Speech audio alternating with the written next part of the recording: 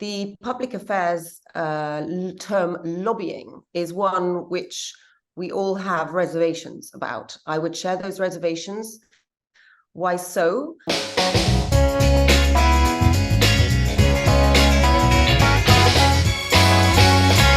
My name is Laura Batchelor. I'm managing partner of FIPRA Public Affairs, an agency based in Brussels, and we have a global network of public affairs professionals around the world. And I'm also head of the life sciences and well-being practice.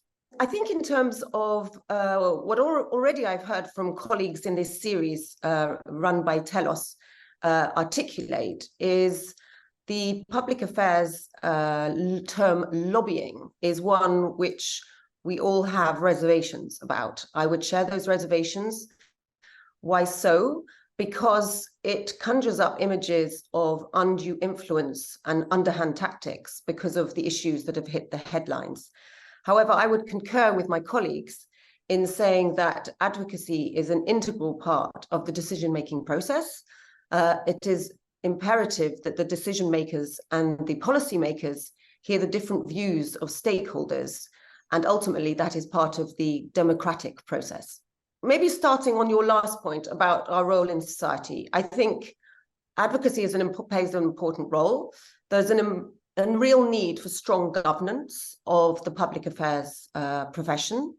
And in that, I would draw a distinction between the legal profession and the public affairs profession. And it's a subtle difference, but an important one, insofar as everyone has the right to a lawyer.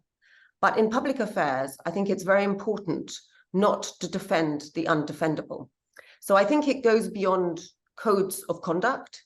And just recently, actually, an agency in town in Brussels changed its name within 24 hours to avoid scrutiny on an issue. And I was surprised that there wasn't more commentary in Brussels and beyond on that, because the professionalization of public affairs is important to us all in the industry.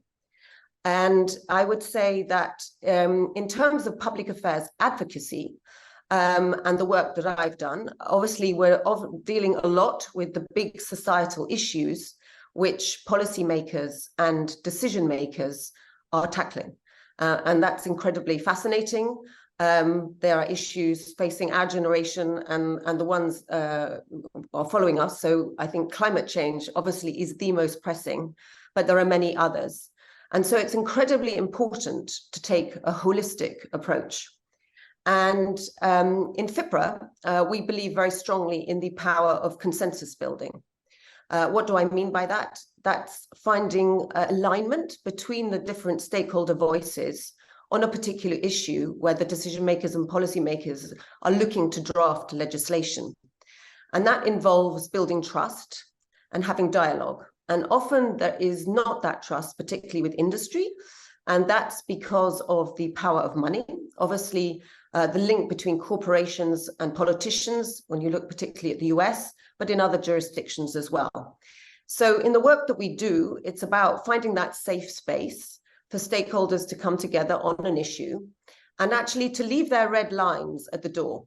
And we work under what would be called in English, the Chatham House rule, which is that anything said in that room is not taken outside that room. And that provides that environment where actually stakeholders can look to find the win-win, which is ultimately what the job is about, and finding that alignment and common ground to help the policymakers, because actually that's helpful for them to see where there is consensus between the different views of the stakeholders on a particular issue. And so in terms of my experience, obviously I've been 25 years in healthcare, and very early in my career, actually, I worked on an issue where there was a potential threat to the use of magnetic resonance imaging. So that's MRI scanners. And they are used in the research, treatment, and diagnosis of diseases, particularly cancer, actually. And there was a fear that electromagnetic fields would actually be damaging to the workers who would be close to the MRI scanners. So that would be the radiologists, the surgeons, the nurses. So industry and the clinicians actually came to me saying that actually scientifically they had evidence that this was not the case. And there was actually, the legislation was actually creating this restriction, which was unnecessarily. And of course, then patients wouldn't benefit from this technology. So we built an alliance with patients, radiologists, clinicians, scientists, and the industry. We built the evidence base because it's incredibly important that there is evidence-based policymaking. And it was a long journey, but in the end, we obtained a derogation in this particular piece of health and safety legislation. And I think it was the second time in the history of EU legislation that actually an article was revoked. And in the end, that threat to MRI scans was removed. And I think that shows the power of consensus building and the positive impact that you can have in public affairs. I think it goes to what it takes to be a public affairs professional. And I think as in every walk of life, it's important to have different views of different perspectives and also different gender perspectives. I would say that in our profession, we're dealing with many complex issues, very sort of gray areas. So it's important to have analytical skills, which I think all genders can have. I think it's important that you can build arguments and have the ability to persuade. But also it's important to find that consensus point. And I would actually say from my experience that skill set in terms of having intuition and having empathy and ultimately finding a compromise, women are particularly good at that.